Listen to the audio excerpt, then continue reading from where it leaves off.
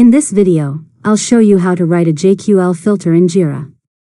First, sign into your Jira account and click Filters in the top navigation menu. Then, select Advanced Issue Search to open the search page. Next, switch to JQL mode if you're currently using the basic search. Click inside the query box and start typing your filter. For example, you can search for all issues in a project by typing project equals project name, or find open tasks by using status equals to do. After that, click Search to run your query and review the results. If needed, update your JQL by adding more conditions, such as assignee, priority, or created, to narrow down the list of issues. Once you're happy with the results, click Save as to save the filter.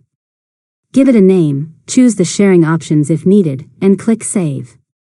Your JQL filter will now be available whenever you need to search for the same set of issues again. And that's it. You've successfully learned how to write a JQL filter in Jira. If you found this tutorial helpful, make sure to subscribe to Learn Mode Lab for more tutorials.